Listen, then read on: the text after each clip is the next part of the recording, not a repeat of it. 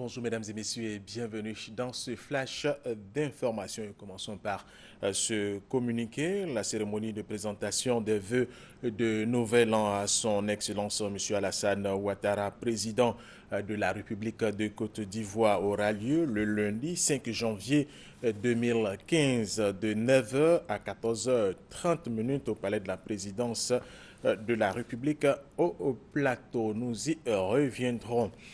Le procès de l'ex-première dame Simone Gbagbo, des personnalités proches de l'ancien régime accusées d'atteinte à la sûreté de l'État lors de la crise post-électorale, reprend ce lundi matin au palais de justice au plateau. L'audience avait été suspendue vendredi dernier. La sécurisation des fêtes de fin d'année par les forces ivoiriennes se poursuit avec l'opération Mirador et c'est justement dans ce cadre que des éléments du Centre de coordination des décisions opérationnelles ont sillonné les zones à risque du district d'Abidjan. Témoin Abou Sanogo. L'opération Mirador 2014 pour la sécurisation des fêtes de fin d'année se poursuit. Elle concerne aussi bien les axes routiers, les lieux de culte, de manifestations et les zones à risque.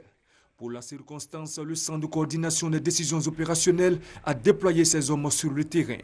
Gendarmes, policiers et militaires qui composent cette unité sont présents dans les rues et lieux stratégiques avec leurs engins.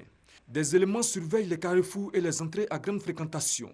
Afin de s'assurer de l'effectivité de la présence de ces hommes sur les sites retenus, le coordonnateur des opérations du CCDO, le colonel Youssouf Kouyaté, a sillonné les différentes communes du district d'Abidjan. Il était important pour nous, tout le commandement du CCDO, de faire une visite terrain pour voir si les consignes sont appliquées.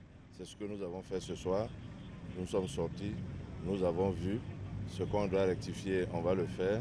Avec un effectif de 750 hommes répartis en 5 groupes d'intervention, ce corps de sécurité a dans un premier temps pour mission de surveiller la capitale économique et dans un second temps de sécuriser les sites stratégiques, de faire reculer le grand banditisme et lutter contre le racket. Pour ces fêtes de fin d'année, le président de l'Assemblée nationale, Guillaume Soro, a offert 100 000 jouets aux enfants de Côte d'Ivoire. La cérémonie officielle de distribution de ces cadeaux de fin d'année a eu lieu hier dimanche à l'Hôtel Ivoire, ici même à Cocody. Plusieurs projets viennent d'être initiés par le ministre des Ressources animales et halieutiques pour réduire le taux de dépendance de la Côte d'Ivoire en produits d'origine animale, estimé entre 60 et 80%. Nous y reviendrons à 13h. Au Cameroun, le groupe armé nigérien Boko Haram, qui a investi un camp militaire dans la localité d'Achigachia hier dimanche, a été délocalisé par l'aviation camerounaise.